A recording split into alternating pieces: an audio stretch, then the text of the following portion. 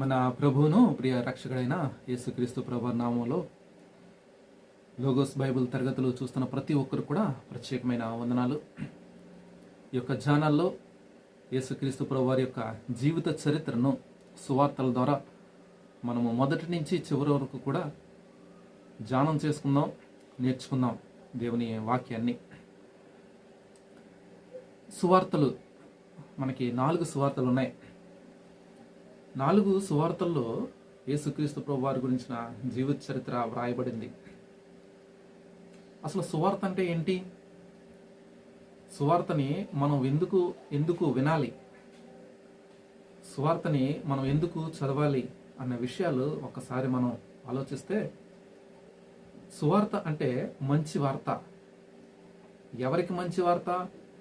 భూమి మీద ఉన్న వాళ్ళందరికీ కూడా మంచి వార్తే. ప్రతి మనిషికి కూడా ఇది మంచి వార్త. మంచి వార్త ఎందుకు అయ్యింది, ఎలాగయ్యింది అని మనం ఆలోచిస్తే, మనిషి దేవుని పోలికలో చేయబడ్డాడు. మొట్టమొదట మనిషిని తయారు చేసినప్పుడు, సృష్టించినప్పుడు, దేవుడు ఆదాముని అవ్వని సృజించినప్పుడు తన పోలికలో, తన స్వరూపంలో దేవుడు మనుషుల్ని తయారు చేసుకున్నాడు. ఎంతో ఇష్టపడి ఆయన ఉద్దేశం చొప్పున మనుషులు నడవాలని, వాళ్ళని ప్రేమించి తన ఉద్దేశాల చొప్పున ఆయన తయారు చేసుకున్నాడు. మనుషుల్ని తయారు చేసుకున్నప్పుడు వారిని దీవించి ఆశీర్వదించి, మీరు ఫలించి భూమిని నింపండి అని చెప్పి మంచి ఆశీర్వాదాలతో అన్ని రకాల ఫలాలు, అన్ని రకాలు ఇచ్చి, వాళ్ళకి ఆహార పదార్థాలు ఇచ్చి, వాళ్ళని దీవించి వాళ్ళని ఆశీర్వదించాడు.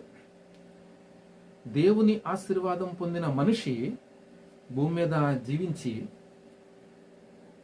కొంతకాలం జీవించి సంతోషించి, వారు తర్వాత వారు పిల్ల తరాలు వారిని చూస్తూ కొంతకాలం భూమి మీద ఉండి, తర్వాత దేవుని దగ్గరికి వచ్చి దేవునితో సహవాసం చేయాలి, నిత్యము ఆయనతో ఉండాలని ఆయన ఉద్దేశం, అది సంకల్పం, దేవుడు ఉద్దేశమై ఉంది.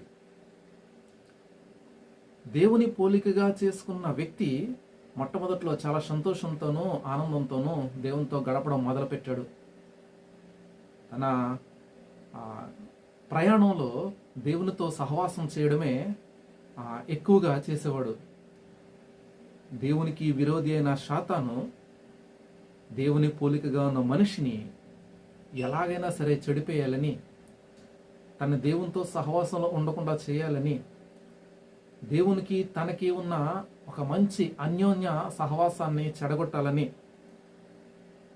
భూమి మీద పెట్టిన మనిషిని మళ్ళీ తిరిగి దేవుని దగ్గరికి వెళ్లకుండా చేయాలని వాడు ప్రయత్నంలో ఈ లోకములో ఉన్న చెడ్డ ఆశలన్నీ మనిషికి చూపించి, అంటే శరీరాశ, నేత్రాశలు, జీవపు డంబాలు, ఇవన్నీ కూడా మనిషికి చూపించి వాటి అందే మనిషి యొక్క హృదయం ఉంచాలని, వాటి మీదే మనసు ఉంచాలని ప్రేరేపణ చేసి మనిషిని వీటన్నిటితోని, లోకంలో ఉన్న ఆశలన్నిటితోని నింపేసి మొత్తం మనిషిని నాశనం చేసింది.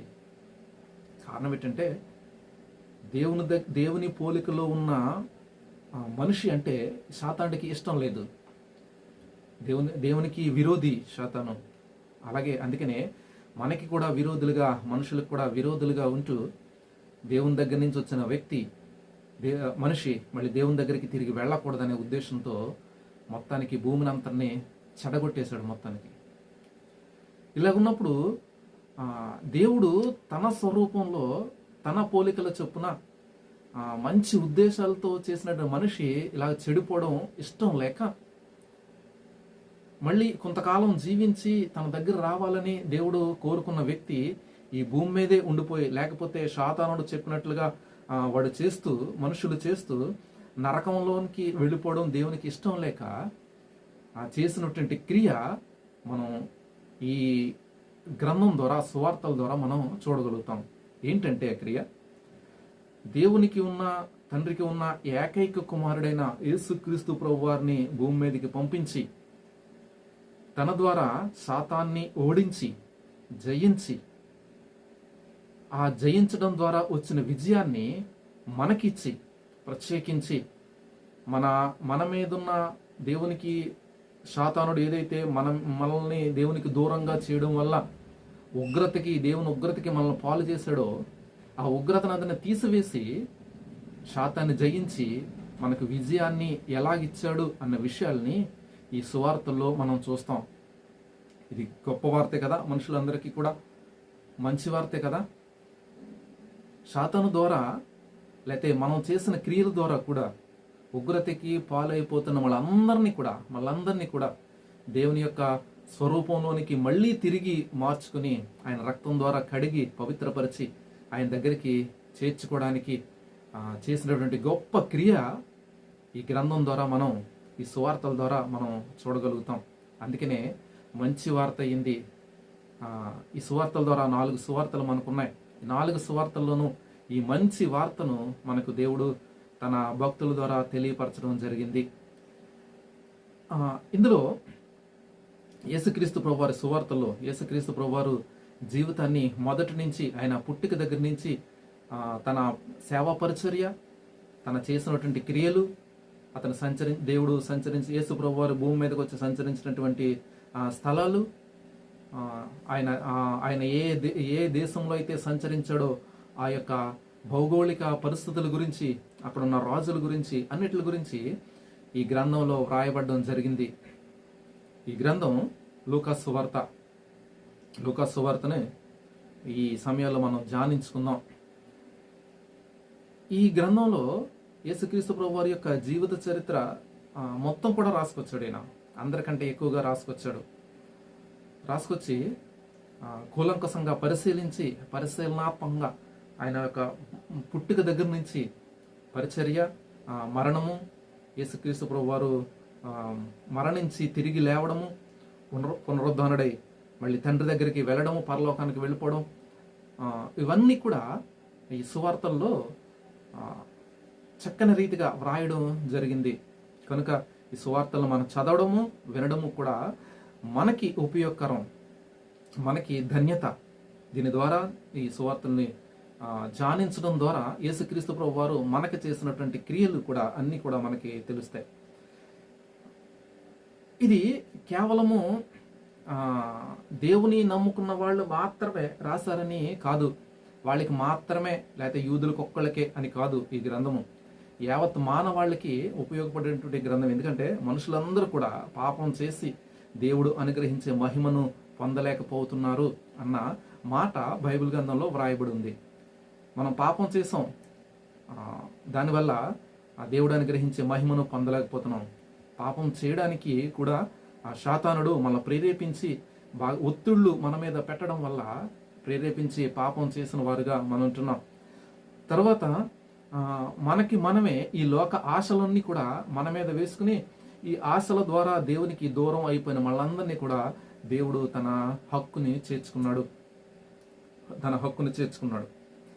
ఈ యొక్క గ్రంథం ద్వారా మన యొక్క దేవుని యొక్క చరిత్రను తెలుసుకోవడం ద్వారా మన జీవితాల్లో ధన్యతను పొందుకుంటూ ఆయనతో నిత్యము ఉండే సహవాసంలోనికి మనం వెళ్ళగలుగుతాం. ఆయన ప్రార్థన చేయడం, దేవునితో సహవాసం ఎలా చేయాలో మనం నేర్చుకోవడం కూడా మనకి జరుగుతుంది. లూకా సువార్తని మనం ధ్యానం చేసుకుందాం. లూకా సువార్త అంటే మనం ఇప్పుడు వరకు తెలుసుకున్నాం, మంచి వార్తని. దేవుడు ఏకైక దేవుడైన యేసుక్రీస్తు ప్రభు వారిని తండ్రి తన ఏకైక కుమారుడైన యేసుక్రీస్తు ప్రభు భూమి మీద పంపించి మన గురించి చేసినటువంటి క్రియలు గురించి వ్రాయబడింది అని మనం తెలుసుకున్నాం. అది సువార్తగా మనం చూసాం. లూకా గారు రాసినటువంటి వార్తను లూకా సువార్త అని వ్రాయబడడం జరిగింది. లూకా గారు ఈ సువార్తను వ్రాయడం వల్ల దీనికి లూకా సువార్త అనే పేరు పెట్టడం జరిగింది. యేసుక్రీస్తు ప్రభు వారి గురించిన చరిత్రను ప్రత్యేకంగా ఈయన మొదటి నుంచి కూడా ఎంతో విపులంగా తెలుసుకున్నవాడే రాసుకొచ్చాడు. ఈయన గ్రీకు వాడు, యూదుడు కాదు. గ్రీకు దేశానికి లేకపోతే గ్రీకు సామ్రాజ్యానికి సంబంధించిన వ్యక్తి. ఇతడు అన్యుడైనప్పటికీ, అంటే యూదులు కాని వాళ్ళందరినీ కూడా బైబిల్ ప్రకారంగా అన్యులు అనడం జరిగింది. ఇతను యూదుడు కాకపోయినప్పటికీ యేసుక్రీస్తు ప్రభువారి సువార్తల విషయంలో ఎంతో జాగ్రత్త వహించి, అంటే ఆయన గురించిన మంచి వార్త అందరికీ తెలియపరచాలి అన్న విషయం గురించి ఆసక్తి కలిగిన వాడే మొట్టమొదటి నుంచి కూడా చక్కని రీతిగా కూలంకషంగా పరిశీలించి రాసినటువంటి వ్యక్తి. ఈయన వృత్తిరీత్యా డాక్టర్ గారు. ఈయన దీన్ని క్రీస్తు శకం 60వ సంవత్సరంలో వ్రాయడం జరిగింది. సుమారుగా 60వ సంవత్సరంలో వ్రాయడం జరిగింది. ఇప్పుడు మొట్టమొదటి నుంచి మనం లూకా సువార్తను ధ్యానం చేసుకుందాం. ఈ తరగతిలో 1 నుంచి 7 వచనాల్ని మనం ధ్యానం చేసుకుందాం. 1వ వచనం నుంచి 7వ వచనం వరకు లూకా సువార్త. ఘనత వహించిన థియోఫిలా, ఆరంభం నుండి కన్నులారా చూచి వాక్య సేవకులైన వారు మనకు అప్పగించిన ప్రకారము మన మధ్యన నెరవేరిన కార్యముల గురించి వివరముగా వ్రాయుటకు అనేకులు పూనుకున్నారు. మొదటి వచనంలో మనం చూసినట్లయితే ఘనత వహించిన థియోఫిలా అని వ్రాయడం జరిగింది. లూకా గారు వ్రాస్తూ థియోఫిలాని అడ్రస్ చేస్తూ మనం రాసినట్లుగా దీన్ని చూస్తున్నాం. థియోఫిలా అంటే బైబిల్ గ్రంథంలో తన గురించి మనకి ఏమీ తెలియపరచడం జరగలేదు, కానీ దేవుని ప్రేమించేవాడు అని మనకి అర్థం వస్తుంది. థియోఫిలా అంటే దేవుని ప్రేమించే వారికి ఈ సువార్త వ్రాసినట్లుగా లూకా గారు మనం చూస్తున్నాం. జోసిఫస్ అనే చరిత్రకారుడు యేసుక్రీస్తు ప్రభువారు జీవించిన కాలంలో అంటే దాని తర్వాత కాలంలో వచ్చాడైనా యూదుల చరిత్ర ఎక్కువగా రాసినటువంటి ఈయన ఈ థియోఫిలా అనేవారు ఆ కాలంలో 1వ శతాబ్దంలో 2 ప్రధాన యాజకులు ఉండేవారు అని రాయడం జరిగింది. అంతేకాదు ఈ థియోఫిలా అనే ఆయన దేవుని యందు ఎక్కువ భయభక్తులు కలిగి విశ్వాసిగా మారి దేవుడు చేసినటువంటి కార్యాల పట్ల ఆసక్తి ఎక్కువగా తనని ప్రచురము చేయడంలో ఆసక్తి కలిగిన వాడుగా ఉన్నాడని మనం ఈయన గురించి వివరాలు మనం తెలుసుకోగలుగుతాం. అంతకంటే ఈయన గురించి మనకి ఎక్కువగా బైబిల్ గ్రంథంలో మనకి ఉన్నట్లుగా ఏమీ లేదు. ఏదేమైనా దేవుని ప్రేమించే వారికి అంతేకాదు మనుషులందరికీ కూడా ఈ సువార్త చాలా అవసరం. ప్రతి ఒక్కరికి కూడా అవసరం. ఎందుకంటే మంచి వార్త, మనం రక్షించబడ్డానికి మంచి వార్త. ఘనత వహించిన థియోఫిలా, ఆరంభం నుండి కన్నులారా చూచి వాక్య సేవకులైన వారు మనకు అప్పగించిన వాక్యము. వాక్య సేవకులైన వారు మనకు అప్పగించిన వాక్యము కన్నులారా చూచి. ఈ కన్నులారా చూచి వాక్య సేవకులైన వారు అప్పగించిన వాక్యం అంటే యేసుక్రీస్తు ప్రభువారితో ఉండి ఆయనతో సహవాసం చేస్తూ ఆయనతో అన్నపానాలు పుచ్చుకున్న శిష్యులు ఉన్నారు. ఆయనతో సహవాసం చేసిన వారు. యేసుక్రీస్తు ప్రభువారు పరలోకానికి వెళ్ళిపోతూ ఈ సువార్తను వాళ్ళకి అప్పగించారు. ఏంటంటే సర్వలోకానికి వెళ్ళి మీరు సువార్త ప్రకటన చేయండి అని. వీళ్ళు 12 మంది అపోస్తులు, పేతురు, యాకోబు, యోహాను, అలాగే మొత్తం 12 మంది అపోస్తులు కూడా ఈ సువార్తను ప్రకటించిన వారిగా మనం చూస్తున్నాం. మొట్టమొదటి నుంచి కూడా వాళ్ళు యేసుక్రీస్తు ప్రభువారితో ఉన్నారు. సువార్త ప్రారంభించిన దగ్గర నుంచి కూడా 3.5 సంవత్సరాల పరిచర్య కాలంలో కూడా వీళ్ళు మొట్టమొదటి నుంచి ఉండి యేసు ప్రభువారు ఏ కార్యాలు చేశారో అన్నిటికీ వీళ్ళు సాక్షులు. కనుక వీళ్ళు చేసినటువంటి పరిచర్య ఫలితంగా అనేకులు దేవుని యొక్క సన్నిధానానికి రావడానికి, అనేకులు విశ్వసించడానికి అవకాశం వచ్చింది. మనం కూడా వాళ్ళు చేసినటువంటి సువార్త పరిచర్య వల్లే మనం కూడా దేవునిలోనికి వచ్చి ఉన్నాం. ఇప్పుడు కూడా అనేకులు కూడా భూమి అంతం అయిపోయే వరకు కూడా అనేకులు వస్తూనే ఉంటారు. దేవుని రాకడ వచ్చే వరకు అనేకులు వస్తూ ఉంటారు. వీళ్ళు కన్నులారా చూచారు, వీళ్ళు సాక్ష్యం ఇస్తున్నారు. ఏమని రాస్తున్నాడంటే, ఆరంభం నుంచి కన్నులారా చూచి వాక్య సేవకులైన వారు మనకు అప్పగించిన ప్రకారము మన మధ్యన నెరవేరిన కార్యముల గురించి వివరంగా వ్రాశారు. మన మధ్యన నెరవేరిన కార్యాలు. లూకా గారు జీవించిన కాలంలో, యేసుక్రీస్తు ప్రభువారు జీవించిన కాలంలోనే ఈయన జీవించారు. ఆయన జీవించి ఏ అయితే కార్యాలు చేశారో డైరెక్ట్గా ఈయన చూడకపోయినప్పటికీ శిష్యులు చేసిన కార్యాలని వీళ్ళు డైరెక్ట్గా చూశాడు లూకా. పౌలు గారి ద్వారా రక్షణలోనికి వచ్చినట్లుగా మనం చూస్తుంటాం. ఈ లూకా గారు పరిచర్య ప్రారంభించిన దగ్గర నుంచి, ఆయన రక్షణ పొందిన దగ్గర నుంచి దేవునిలోని ఎక్కువగా ఎదుగుతూ ఆత్మానుసారంగా దేవుడు చెప్పిన విషయాలు, దేవునితో సహవాసం చేయడంలోనూ, ముఖ్యంగా ఈ గ్రంథాలు రాయటంలోనూ దేవుడు ఇతను ప్రేరేపించిన ఆత్మ అమోఘమైనది. ఆయన చివరి వరకు కూడా దేవునిలోనే ఎక్కువగా గడుపుతూ ఉన్నాడు. మరణం వరకు కూడా దేవునిలోనే గడిపినట్లుగా మనం చరిత్ర తెలియపరుస్తుంది. ఈయన చేసినటువంటి పనిలో, పరిచర్లో మొట్టమొదట ఈ గ్రంథాన్ని వ్రాయటలో ఆయన యొక్క ఉద్దేశాన్ని కూడా ఇక్కడ తెలియపరుస్తున్నాడు. మొట్టమొదటి నుంచి చూసిన వ్యక్తుల యొక్క పరిచర్య చూశాడు, వాళ్ళ యొక్క సేవా పరిచర్య చూశాడు, వాళ్ళు దేవునిలో ఎలా ఎదుగుతున్నారో చూశారు, పరిశుద్ధాత్ముడు వారికి ఎలా సహాయం చేస్తున్నారో చూశారు. ఇవన్నీ చూసి ఈ ఖచ్చితంగా నెరవేరాయి. అనేకులు వేల మంది దేవుని యొక్క సాక్ష్యాన్ని విని దేవుని తట్టు తిరుగుతున్నారు. ఈ సాక్ష్యాలన్నీ సత్యమని ఎరిగి ఈయన రాస్తున్నాడు. అంతేకాదు ఇక్కడ చెప్తున్న మాట, ఈ కార్యాలన్నీ మన మధ్యన నెరవేరాయని నేను తెలుసుకున్నాను అని ఇతను కూడా సాక్ష్యం చెప్తున్నాడు. అందుకని ఇది రాస్తున్నాడు. మన మధ్యన నెరవేరిన కార్యముల గురించి వివరముగా వ్రాయటకు అనేకులు పూనుకున్నారు. ఈ గ్రంథాన్ని వ్రాయటంలో వ్రాస్తూ ఈయన చెప్తున్న మాటలు ఏంటంటే, నేను ఒక్కడనే కాదు, అనేకులు పూనుకున్నారు. మన బైబిల్ గ్రంథంలో 4 సువార్తలు ఉన్నాయి: మత్తయి, మార్కు, లూకా, యోహాను. ఈ 4 సువార్తలే కాక ఇంకా అనేకులు రాశారు. కానీ పరిశుద్ధాత్మ దేవుడు ఈ 4 సువార్తలు మనకి సరిపోతాయని దేవుడు ఈ 4 సువార్తలు మాత్రమే మనకు అనుమతించాడు. ఈ 4 సువార్తలు మాత్రమే మనకి గ్రంథంగా మనకి బైబిల్ గ్రంథంలో మనకున్నాయి. ముఖ్యంగా వీడు చూసినట్లయితే అనేకులు పూనుకున్నారు కనుక నీకు ఉపదేశించబడిన సంగతులు నిశ్చయముగా జరిగినవని నీవు తెలుసుకున్నట్టుకు వాటన్నిటినీ కూడా మొదటి నుంచి తరచి పరిష్కారంగా తెలుసుకుని ఉన్న నేనును నీ పేరిట వాటిని గురించి వరసగా రచించితిని. ఈ లూకా గారు ప్రత్యేకించి మంచి డాక్టర్ అయినప్పటికీ గొప్ప రచయిత, ఒక గ్రంథాన్ని ఎలా రచించాలో తెలిసినటువంటి గొప్ప రచయితగా, గొప్ప వ్యక్తిగా ఈయన రాస్తున్నటువంటి వరుస క్రమం చూస్తే మనకు చాలా విచిత్రంగానే అనిపిస్తుంది. చక్కని రీతిగా రాసుకొచ్చాడు. ఏ కాలంలో అయినా సరే సరిపోయే రీతిగా ఈ యొక్క చరిత్రను మనకు రాసుకొచ్చాడు. ఆయన మొదట సందర్భాన్ని అనుసరించి, యేసుక్రీస్తు ప్రభువారు పుట్టక ముందు నుంచి వాళ్ళ సందర్భాన్ని అనుసరించి రాసుకొచ్చారు. తర్వాత యేసుక్రీస్తు వారు పుట్టిన నుంచి కాలాన్ని చూసుకుంటూ కాలానికి అనుగుణంగా రాసుకొచ్చినట్లుగా మనం చూస్తున్నాం. ప్రత్యేకించి ఈ యొక్క గ్రంథాన్ని రాయట్లో ఈయన ఉద్దేశం కూడా తెలియపరుస్తున్నాడు. మొదటి నుంచి ఈయన రాసుకొచ్చాడు, మొదటి నుంచి చివరి వరకు కూలంకుశంగా పరిశీలన చేసి రాసుకొచ్చాడు అన్న విషయాలు తెలియపరుస్తున్నాడు ఇక్కడ.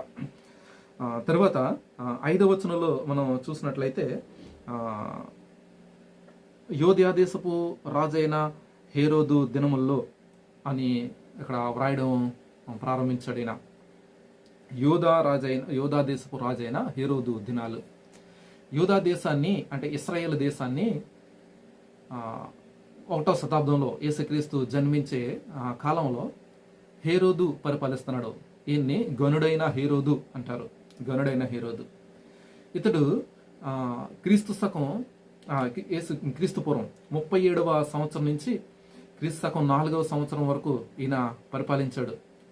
క్రీస్తు పూర్వం 37వ సంవత్సరం నుంచి క్రీస్తు శకం 4వ సంవత్సరం వరకు పరిపాలించాడు. మన చరిత్రలో కూడా ఈ యొక్క రుజువులు మనకి దొరుకుతుంటాయి. ఈ లూకా గారు వ్రాయటలో కేవలము యేసు ప్రభు వారి గురించి, అక్కడ ఉన్న పరిస్థితుల గురించి రాయడం కాకుండా, అక్కడ రాజుల గురించి, అక్కడ చరిత్ర గురించి, కైసర్ల గురించి, అంటే రోమాను పరిపాలించే చక్రవర్తుల గురించి, ఆ దేశాన్ని పరిపాలించే రాజుల గురించి, ఇవన్నీ ఒక చారిత్రక ఆధారాలతో, రుజువులతో నిరూపించుకుంటూ రాసుకొచ్చాడు. ఇది ఈయనలో గొప్పతనం. ఒక చరిత్రకారుడిగా, ఒక గొప్ప రచయితగా మనం రాసుకొచ్చినట్లుగా చూస్తున్నాం. యూదా దేశపు రాజు అయిన హేరోదు. ఈ హేరోదు రోమా చక్రవర్తి పరిపాలించిన కాలంలో ఈయన నాన్నగారు అంతపతేరు అని ఈయన నాన్నగారు, గనుడైన హేరోదు యొక్క నాన్నగారు. ఈయన రోమా చక్రవర్తి కాలంలో క్రీస్తు పూర్వం 47వ సంవత్సరంలో యూదా దేశానికి గవర్నర్గా ఉండేవాడు. ఈయన మన చరిత్రలో మనం చూస్తాం, యూదా దేశానికి గవర్నర్గా. ఇతనుకున్న పలుకుబడి మీద తనకున్న కుమారుణ్ణి, ఈ గనుడైన హేరోదుని గలిలయ ప్రాంతానికి ఒక అధిపతిగా లేదా గవర్నర్గా ఇతన్ని నియమించడం జరిగింది. అంటే ఈ తండ్రేమో యూదా దేశానికి ఒక గవర్నర్గా ఉన్నాడు, దానికి అధిపతిగా ఉన్నాడు. కుమారుణ్ణేమో తన పలుకుబడి ద్వారా రోమా ప్రభుత్వం వారిని రిక్వెస్ట్ చేసి గలిలయ ప్రాంతానికి అధిపతిగా ఈయన్ని నియమించాడు అనమాట. తర్వాత 37వ సంవత్సరంలో రోమా గవర్నర్గా ఈ రోమా యొక్క పరిపాలన చేసే అధికారుల్ని, కైసరుల్ని, వాళ్ళు పలుకుబడితో ఈ హేరోదు వాళ్ళందరినీ మంచి చేసుకుని, గనుడైన హేరోదు వాళ్ళందరినీ మంచి చేసుకుని మొత్తం యూదా దేశానికే ఒక అధిపతిగా, ఒక రాజుగా ఇతడు వాళ్ళ చేత నియమించబడ్డాడు. మొత్తానికి ఒక రాష్ట్రానికే, ఒక ప్రాంతానికే నాయకుడిగా ఉన్న వ్యక్తి మొత్తం దేశానికే అధిపతిగా మారినట్లుగా మనం చూస్తున్నాం. అందుకనే ఇక్కడ రాయడం యూదా దేశానికి అధిపతిగా ఉన్న రాజు హేరోదు అని మనం చూస్తున్నాం. ఇది క్లుప్తంగా హేరోదు రాజు గురించి తర్వాత మన పాఠాల్లో మనం ఎక్కువగా నేర్చుకోవచ్చు. యూదా దేశపు రాజైన హేరోదు దినముల్లో అబియా తరగతిలో ఉన్న జకర్యా అను ఒక యాజకుడు ఉండెను. ఈ హేరోదు పరిపాలించినటువంటి కాలంలో అబియా తరగతికి చెందినటువంటి ఒక యాజకుడు, యాజకత్వం దేవాలయంలో యాజకత్వం చేయడానికి, అంటే బలులు అర్పించడానికి యాజకులు ఉండేవారు. ఈ యాజకుల్ని మోషే కాలంలో మోషే అన్న అయినటువంటి అహరోనుకి దేవుడు ప్రధాన యాజకుడిగా నియమించాడు. దాని తర్వాత కాలంలో తన కుమారులు ప్రధాన యాజకులుగా ఉండడం జరిగింది. దాని తర్వాత కాలం అంటే అహరోను కుమారులందరూ కూడా ఒకళ్ళ తర్వాత ఒకళ్ళు యాజకులుగా ఉండడం, ప్రధాన యాజకులుగా ఉండడం జరిగింది. దావీదు కాలం వచ్చేటప్పటికి వీళ్ళు చాలా మంది అయిపోయారు, వాళ్ళ పిల్లలు చాలా మంది పుట్టారు. ఆ కాలంలో జరిగేది ఏంటంటే కుటుంబంలో ఎవరు పెద్దగా ఉంటే వాళ్ళు ప్రధాన యాజకుడిగా ఉండడం జరిగేది. దావీదు కాలంలో వీళ్ళు ఏం చేశారంటే, దావీదు సొలొమోనుకి ఈ యొక్క రాజ్య పరిపాలన అప్పగించే సమయంలో 1వ దినవృత్తాంతాల్లో మనం 24వ అధ్యాయంలో ఈ యొక్క భాగాన్ని మనం చూడగలుగుతాం. అక్కడ దావీదు రాజు తన తర్వాత సొలొమోన్ని రాజుగా చేయడానికి రాజుగా చేసినప్పుడు యాజకుల్ని, తర్వాత లేవీల్ని, అక్కడ ఉన్న ద్వారపాలకుల్ని, అలాగా రాజ్య పరిపాలన విధానాన్ని ఒకటి ఏర్పాటు చేసి సంగీత వాయిద్యాలను వాయించే వాళ్ళ అందరినీ కూడా ప్రత్యేకించి విభాగాలుగా చేసి ఒక క్రమంలో పెట్టినట్లుగా మనం అక్కడ చూస్తున్నాం. అక్కడ 1వ దినవృత్తాంతాలు 24వ అధ్యాయంలో 10వ వచనంలో మనం చూసినట్లయితే, అక్కడ 10వ వచనంలో అక్కడ అధ్యాయం అంతా మనం చక్కగా ధ్యానం చేసినట్లయితే అందులో ఈ అహరోను జాతికి లేదా అహరోను తరగతికి సంబంధించిన లేవీ జాతికి సంబంధించిన వాళ్ళందరినీ కూడా వాళ్ళకి ఉన్న గ్రూపులుగా తయారు చేసుకొచ్చాడు ఆయన. అందులో 24 తరగతులుగా చేసుకొచ్చాడు ఆయన. 24 తరగతులు చేసుకొచ్చి వీళ్ళందరినీ కూడా ఒక్కొక్క తరగతి చొప్పున సంవత్సరంలో ఒక్కొక్క తరగతి చొప్పున వాళ్ళు యాజకత్వం చేయడానికి, అంటే అందరూ ఒకసారి యాజకత్వం చేయలేరు కాబట్టి సంవత్సరంలో ఒక్కొక్క తరగతి చొప్పున 24 శాఖలు ఏర్పాటు చేసి 24 తరగతులు ఏర్పాటు చేసి ఒక్కొక్కరు కొంత పీరియడ్ వాళ్ళకి ఏర్పాటు చేసి, ఈ పీరియడ్లో మీరు చేయాలి, ఈ పీరియడ్లో మీరు పరిచర్య చేయాలి, ఈ పీరియడ్లో మీరు దేవునికి యాజకత్వం బళ్ళు అర్పించాలి అని ఏర్పాటు చేసినట్లుగా మనం చూస్తున్నాం. 24వ అధ్యాయంలో 10వ వచనంలో మనం చూస్తుంది ఏంటంటే, అక్కడ 8వ తరగతికి అంటే 8వ శాఖకు సంబంధించిన వాడు అబియా. ఈ అబియా 8వ శాఖకి సంబంధించినట. ఇక్కడ మనం చూద్దాం వాక్య భాగంలో, ఇక్కడ అబియా తరగతిలో ఉన్న జకర్యా అను ఒక యాజకుడు ఉండెను. ఈ అబియా తరగతికి సంబంధించిన వాడు ఈ జకర్యా. అంటే 1వ శతాబ్దంలో హేరోదు రాజు పరిపాలించే కాలంలో ఈ దేవాలయంలో పరిచర్య చేయడానికి అబియా తరగతిలో 8వ శాఖకు సంబంధించిన వ్యక్తి గురించి ఇప్పుడు మనం తెలుసుకుంటున్నాం. ఇతని పేరు జకర్యా. ఇతని భార్య పేరు కూడా రాయబడి ఉంది. అతని భార్య అహరోను కుమార్తెల్లో ఒకతే. ఆమె పేరు ఎలిజబెత్. ఈయనకి ఒక భార్య ఉంది, ఆమె పేరు ఎలిజబెత్. ఈమె కూడా అహరోను కుమార్తె. ఇతడు కూడా అహరోను కుమారుడే. అంటే అహరోను వంశానికి, లేవి వంశంలో అహరోను వంశంలో వీళ్ళు జకర్యా, ఎలిజబెత్లు వచ్చిన వారుగా మనం చూస్తున్నాం. వీరిద్దరూ ప్రభు యొక్క సకలమైన ఆజ్ఞల చొప్పునను, న్యాయ విధుల చొప్పునను నిరపరాధులుగా నడుచుకొనుచు దేవుని దృష్టికి నీతిమంతులే ఉండిరి. ఈ జకర్యా, ఎలిజబెత్లు ఇద్దరు కూడా దేవుని దృష్టికి సకలమైన ఆజ్ఞల చొప్పున నడుచుకుంటూ నిందారహితులుగా ఉండిరి అని ఉంది. ఇంకొక విషయం ఏముందంటే, దేవుని దృష్టికి నీతిమంతులై ఉండిరి, నిందారహితులుగా ఉంటూ నీతిమంతులుగా ఉన్నారు. నీతిమంతులు అన్నదాన్ని ఒకసారి ఆలోచిద్దాం. బైబిల్ గ్రంథంలో మనం చూసినట్లయితే నీతిమంతుడు లేడు, ఒక్కడు లేడు. అందరూ పాపం చేసి దేవుడు అనుగ్రహించే మహిమను పొందలేకపోతున్నారు. కనుకే యేసుక్రీస్తు ప్రభువారు ఈ లోకానికి రావాల్సి వచ్చింది. మరి నీతిమంతులు ఎలాగెవ్వారు వీళ్ళు? పాత నిబంధన కాలంలో కూడా నీతిమంతులు చాలా ఉన్నారు మనకి. నోహ గురించి చూస్తే నీతిమంతుడు అని రాయబడి ఉంది. అబ్రహాం గురించి చూస్తే నీతిమంతుడు అని వ్రాయబడి ఉంది. తర్వాత దావీదు నీతిమంతుడు. పాత నిబంధన కాలంలో మనం చూసినట్లయితే నీతిమంతులు ఎలాగయ్యారు అంటే, దేవుడు ఆది కాలంలోంచి మనం చూసినట్లయితే ఆదాము దగ్గర నుంచి మోషే కాలం వరకు కూడా దేవుడు ఏదైతే మాట ఇచ్చాడో, దేవుడు మాట్లాడాడో ఆ మాట చొప్పున, మాట ప్రకారంగా ఎవరైతే విధేయత చూపిస్తారో, ఆ విధేయత చూపించిన దాని ప్రకారం ఎవరైతే నడుచుకుంటారో, యథార్థంగా నడుచుకుంటారో వాళ్ళు నీతిమంతులుగా ఎంచబడ్డారు. నోవహు చూస్తే, నోవహు కాలంలో ఆది కాలంలో మనం చూసినట్లయితే దేవుడు నోవహుకి ఒక పని చెప్పాడు, వాడిని తయారు చేయమని. దేవుడు ఏదైతే పని చెప్పాడో దానికి విధేయత చూపించాడు, ఆయన మాట విన్నాడు, యథార్థంగా ఆ పని చేశాడు, కనుక నీతిమంతుడిగా ఎంచబడ్డాడు. అలాగా మనకు పాత నిబంధన కాలంలో ఆదాము నుంచి మోషే కాలం వరకు, అంటే ఆజ్ఞలు వచ్చే కాలం వరకు కూడా దేవుడు చెప్పిన మాట విని దానికి విధేయత చూపించి యథార్థంగా జీవించిన వారందరూ కూడా నీతిమంతులు. అలాగ తీర్పు తీర్చబడ్డారు. తర్వాత మోషే కాలం నుంచి యేసుక్రీస్తు ప్రభువారు వారి కాలం వరకు ఆజ్ఞలు ఇవ్వబడ్డాయి. మోషే కాలం దగ్గర నుంచి ఆజ్ఞలు ఇవ్వబడ్డాయి. ఇక్కడ ఎలా నీతిమంతులుగా తీర్చబడ్డారంటే, దేవుడు ఏదైతే ఆజ్ఞలు ఇచ్చాడో, దేవుడు అంటే వ్యభిచారం చేయకూడదు, దొంగతనం చేయకూడదు, తల్లిదండ్రుల్ని సన్మానించాలి, నిన్ను వలె మీ పొరుగు వారిని ప్రేమించాలి, దేవుడు తప్ప వేరొక దేవుడు మీకు ఉండకూడదు, అలా అనేకమైన ఆజ్ఞలు, చాలా ఆజ్ఞలు ఉన్నాయి బైబిల్ గ్రంథంలో.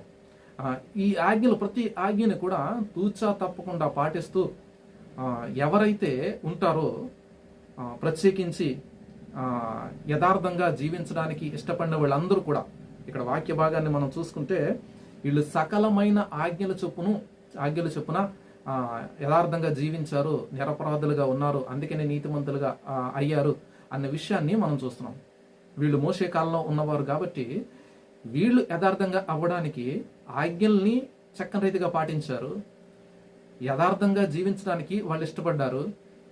ఒకవేళ ఏదైనా తప్పిదం చేసినా వారు దేవుడు చెప్పినటువంటి బలుల్ని అర్పించి వాళ్ళు దేవునికి విధేయత చూపించి దేవునికి క్షమాపణ పొందుకున్నారు, కనుక వాళ్ళు నీతిమంతులుగా తీర్చబడ్డారు. అంటే మోషే కాలం నుంచి యేసుక్రీస్తు ప్రభువారి కాలం వరకు ఎవరైతే ఆజ్ఞలు అనుసరిస్తారో, యథార్థంగా జీవిస్తారో, ఆయన చెప్పిన ప్రకారం చేస్తారో వాళ్ళకి దేవుడు కృపించి నీతిమంతుడిగా తీర్చిదిద్దారు. ఇప్పుడు యేసుక్రీస్తు ప్రభువారి కాలంలో సిలువ తర్వాత మనందరం కూడా యేసుక్రీస్తు ప్రభువారి మీద నమ్మకం ఉంచి, యేసుక్రీస్తు ప్రభువారి మీద నమ్మకం ఉంచి, ఆయన మాటల మీద నమ్మకం ఉంచి, ఆయన ఏదైతే చెప్తాడో ఆ మాట నమ్మి విశ్వసించి ఆయన మాట మీద నమ్మకం ఉంచితే గనుక ఆయన కృప ద్వారా ఉచితంగా మనం నీతిమంతులుగా తీర్చిదిద్దబడతాం.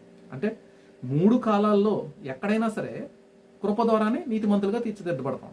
ఒకటి ఆదాము దగ్గర నుంచి మోషే వరకైనా, మోషే దగ్గర నుంచి యేసుక్రీస్తు ప్రభువారి దగ్గరకైనా, యేసుక్రీస్తు ప్రభువారి దగ్గర నుంచి ఈ యుగ సమాప్తి వరకైనా, ఎక్కడ వరకైనా సరే ఆయన కృప ద్వారానే, దేవుడి కృప ద్వారానే నీతిమంతులుగా తీర్చిదిద్దబడతాం. కానీ ఇక్కడ కొద్ది వ్యత్యాసాలు మాత్రం కనబడతాయి మన బైబిల్ గ్రంథంలో. ఏంటంటే ఆదిలోనేమో దేవుడు మాట ఇచ్చాడు కాబట్టి మాట మీద విధేయత చూపించడం, విశ్వాసం ఉంచడం. రెండవదిగా ఆజ్ఞలు ఇచ్చాడు కాబట్టి ఆజ్ఞల మీద నమ్మకం, విధేయత చూపించడం, ఆయనకి యథార్థవంతులుగా జీవించడం. మూడవదిగా యేసుక్రీస్తు ప్రభువారిలో మనం ఉచితంగా నీతిమంతులుగా మనం తీర్చిదిద్దబడడానికి ఆయన మీద, యేసు ప్రభువారి మీద నమ్మకం. అంతా కూడా కృపచేతనే నీతిమంతులుగా తీర్చిదిద్దబడతారు అన్న విషయాన్ని మనం తెలుసుకోగలుగుతాం. వీళ్ళు కూడా అలాగే దేవుని సకలమైన ఆజ్ఞల చొప్పున నీతిమంతులుగా తీర్చిదిద్దబడ్డారు అన్న విషయాన్ని మనం చూస్తున్నాం. నీతిమంతులుగా తీర్చిదిద్దబడ్డానికి ముందు ఒక క్రియ జరగవలసి ఉంది. ఇప్పుడు మనం చూసుకున్న దాంట్లో క్లుప్తంగా మనం ఆలోచిస్తే యథార్థమైన జీవితము కలిగి ఉండాలి. అప్పుడే నీతిమంతుడు అవుతాడు. అప్పుడే దేవుని పోలికలోనికి తయారు చేయబడతాడు. నీతిమంతుడు అవ్వాలంటే యథార్థంగా జీవించాలి. యథార్థత అంటే దాని గురించి మనం ఒకసారి ఆలోచిస్తే, యథార్థత అంటే ఏంటంటే మనం ఏదైతే తప్పు చేసామో దాన్ని దేవుని దగ్గర వెంటనే ఒప్పేసుకోవాలి. మనం మనుషుల దగ్గర ఎవరిదైనా దాయగలేమో కానీ మన హృదయాల్ని, దాని అంతరంగ లోతుల్లోని ఉన్న దాని ప్రతి దాన్ని తెలుసుకున్నటువంటి దేవుడు మన హృదయాల్లో ఏముందో తెలుసుకోలేడా? అందుకనే మనం పాపం చేసామేమో, లేకపోతే ఇలా చేశానేమో, అలా చేశానేమో అని కాదు, నేను ఇది చేశాను కనుక నన్ను క్షమించండి అని ఒప్పుకోవడం యథార్థత. మనం ఏదైతే మనం బయట చేస్తున్నామో, పబ్లిక్గా చేస్తున్నామో, ప్రజలందరి ఎదుట చేస్తున్నామో అదే దేవుని ఎదుట కూడా చేయడం. దేవుని ఎదుట ఏదైతే చేస్తున్నామో ప్రజలందరి ఎదుట కూడా చేయడం. రెండు కంపేర్ చేసుకుంటూ మనం దేవుని ఎదుట నిందారహితులుగా యథార్థంగా ఉంటే గనక మనం దేవునిలోని నీతిమంతులు అని తీర్చిదిద్దబడ్డానికి అవకాశం ఉంటుంది. అది ఒక్కటి తప్ప ఇంకో మార్గం లేదు. ఉచితంగా నీతిమంతులుగా తీర్చిదిద్దబడ్డామన్నా దేవుడు చెప్పిన ఆజ్ఞలు పాటిస్తూ యథార్థంగా జీవించడం. అంటే కొత్త నిబంధనలో ఆజ్ఞ ఏంటంటే దేవుని మీద నమ్మకం ఉంచడమే ఆయన ఆజ్ఞ. ముఖ్యంగా దీంట్లో మనకి ఏం ఖర్చు పెట్టక్కర్లేదు, మనం ఏమి ఇవ్వక్కర్లేదు ఆయనకి. ఆయన మీద మాట మీద నమ్మకం అంతే. నేను పాపిని, దేవుడు నన్ను రక్షించడానికి ఆయన సమర్థుడు, నేను నా పాపాల నుంచి నేను రక్షించబడలేను కనుక దేవుడే నన్ను రక్షించాడు అని నమ్మకం ఉంచితే చాలు. మనం నీతిమంతులుగా తీర్చిదిద్దబడతాం. మన పాపాలని క్షమించబడతాయి. దేవుని దగ్గరికి మనం దేవుళ్ళని నిందారహితులుగా ఉండడానికి మనకి గొప్ప అవకాశం దేవుడు మనకి ఇచ్చాడు. ఇది ఇక్కడ నీతిమంతులు అన్న దాని గురించి మనం నేర్చుకోవడం. తర్వాత 7వ వచనంలో ఎలిజబెత్ గొడ్రాలైనందున వారికి పిల్లలు లేకపోయిరి, మరియు వారిద్దరూ బహుకాలం గడిచిన వృద్ధులైరి. ఇక్కడ మనం గమనించినట్లయితే యథార్థంగా జీవించిన వారు, పరిశుద్ధ జీవితాన్ని జీవించిన వారు, ఇలాగ జీవించిన వారి యొక్క జీవితంలో ఒక లోటు అనేది ఉంది. ఆ లోటు ఏంటంటే పిల్లలు లేకపోవడం. నిజానికి ఇప్పటి కాలంలో ఎలాగున్నా యూద మతానికి సంబంధించి ఇశ్రాయేలీలకి పిల్లలు లేకపోవడం అనేది చాలా గొప్ప లోటు. చాలా బాధ పెట్టేటటువంటి విషయం. కొన్ని సందర్భాల్లో వాళ్ళు ఈ యొక్క అంశాన్ని, అంటే పిల్లలు లేకపోవడాన్ని వాళ్ళు దేవుని యొక్క శిక్షగా కూడా ఉందేమో అనుకునేవారు.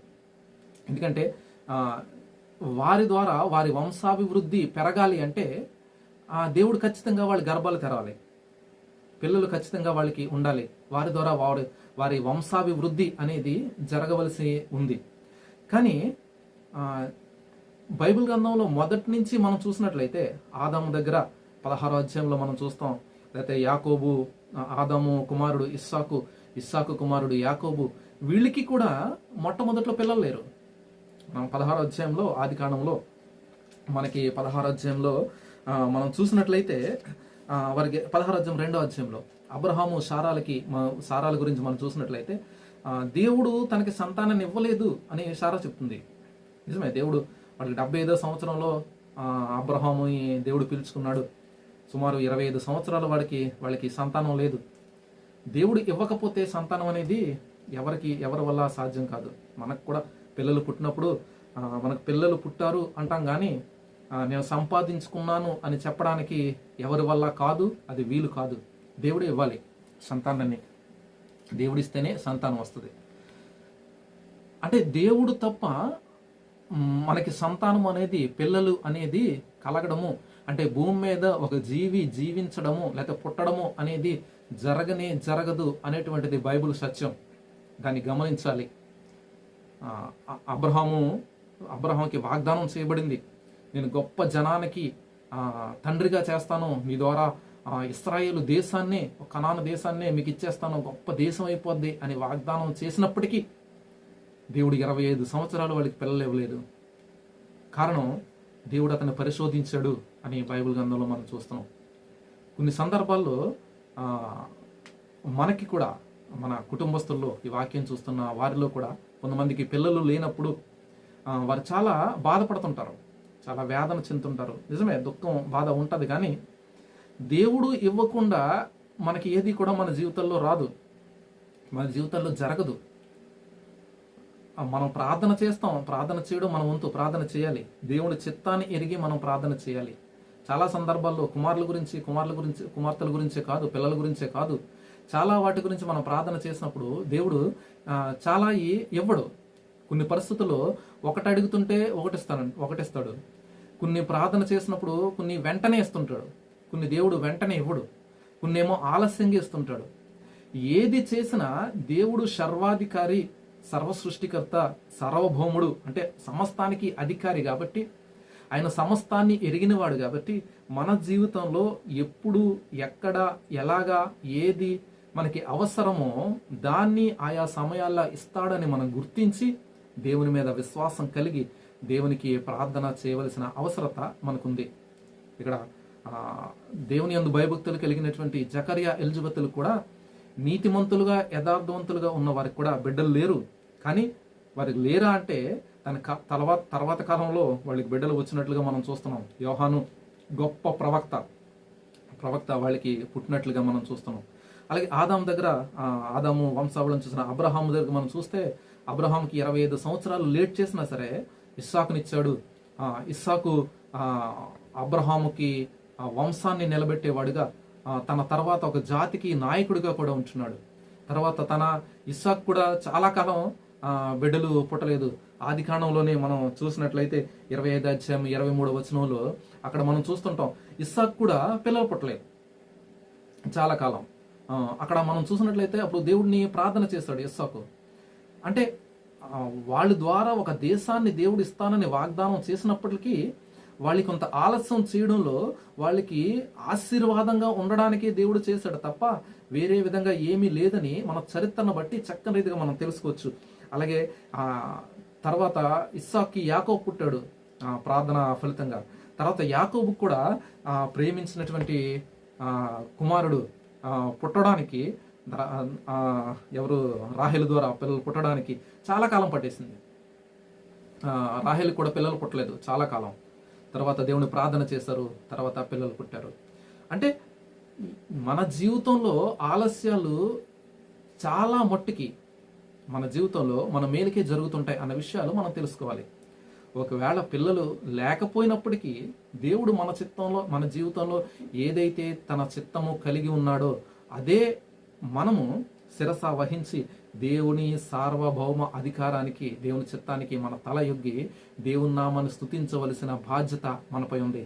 అదే మనకి దేవుని ఉద్దేశము, మన చిత్తము దేవుని చిత్తము అయ్యిందని మనం తెలుసుకోవాలి. ఇక్కడ సకల ఆజ్ఞల చొప్పున చేసినటువంటి వారు కొంతకాలం, అంటే వారికి వృద్ధాపం వచ్చే వరకు పిల్లలు పుట్టలేదు. అయినప్పటికీ దేవుడు తర్వాత వాళ్ళని జ్ఞాపకం చేసుకుని యేసుక్రీస్తు ప్రభు వారికే బాప్తిసం ఇవ్వడానికి వచ్చినటువంటి గొప్ప వ్యక్తిగా, ప్రవచన పుత్రుడిగా యెషయా గ్రంథంలో కూడా ఆయన గురించి రాయబడి ఉంటాయి. అలాంటి వ్యక్తిని ఈ లోకంలోనికి వారి ద్వారా జన్మింపచేసినట్లుగా మనం చూస్తున్నాం. కనుక దేవుని చిత్తాన్ని మనం ఎరిగి దేవునికి అనుగుణంగా మన ప్రార్థనలు, మన జీవితాన్ని మనం చక్కని రీతిగా మనం దేవునికి అనుకూలంగా దేవుని చిత్తం ఎరిగి మనం ప్రార్థన చేయాలని కోరుకుంటున్నాం. మన బిడ్డల విషయం ఒక్కటే కాదు, మన ప్రార్థన ఏ విషయంలో ప్రార్థన చేసినా సరే దేవుడు తన చిత్తం చొప్పున, తన సంకల్పం చొప్పున ఎప్పుడు ఏది ఎలాగ అనుగ్రహించాలి ఆయన తెలుసు, మనకు తెలీదు. మనకి ప్రార్థన చేయక మునిపే మనం ఏం అడుగుతున్నామో కూడా దేవుని తెలుసు. 139వ కీర్తనలో కూడా మనం చూస్తుంటాం, మన అంతరంగాల్ని ఎరిగిన దేవుడుగా మనకు ఆలోచన రాక మునిపే మన ఆలోచన ఏంటో దేవుడికి తెలుసు. తెలిసిన వాడిగా మనం ఎప్పుడు ఎక్కడ ఏది అవసరమో దేవుడు ఇస్తాడు. కనుక మనం దాన్ని గుర్తించి దేవునికి కృతజ్ఞత కలిగిన వారుగా మనం దేవుని చిత్తాన్ని ఎరిగి ప్రార్థన చేయవలసిన వారుగా మనం ఉంటున్నాం. ఈ తరగతిలో ఈ 7 వచనాల్ని మనం ధ్యానించుకున్నాం. దేవుని చిత్తమైతే దీని తర్వాత భాగంలో మనం ధ్యానించుకుందాం, చిన్న ప్రార్థన చేసుకుందాం. మా ప్రియ పరలోకపు తండ్రి యేసునాథ, వందనాలు స్తోత్రములు చెల్లిస్తున్నాము తండ్రి. ఈ యొక్క సమయంలో ప్రత్యేకించి వాక్య భాగాన్ని, సువార్త యేసుక్రీస్తు ప్రభు వారి యొక్క జీవిత చరిత్రను మేము ధ్యానం చేయడానికి ఇచ్చిన మహాకృపను బట్టి ప్రత్యేకమైన వందనాలు.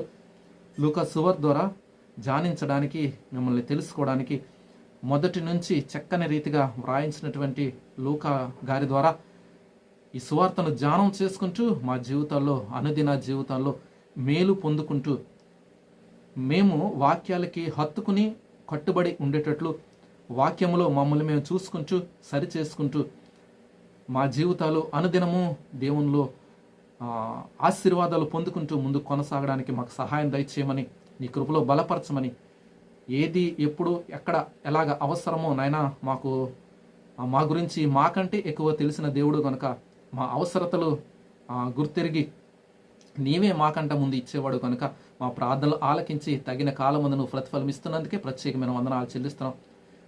ఈ కార్యక్రమాన్ని చూసిన ప్రతి బిడ్డను దీవించండి, ఆశీర్వదించండి. వాళ్ళ జీవితాల్లో ఈ కార్యక్రమాలు ప్రత్యేకించి ఈ బైబిల్ తరగతులు వారి జీవితానికి, వాళ్ళ కుటుంబ జీవితానికి, అనుదిన జీవితానికి ఉపయోగకరంగా ఉండడానికి సహాయం తెచ్చమని యేసుక్రీస్తు ప్రభువారి నామంలో ఈ ప్రార్థన అడిగి బ్రతిమాలు వేడుకుంటున్నాము తండ్రి, ఆమేన్.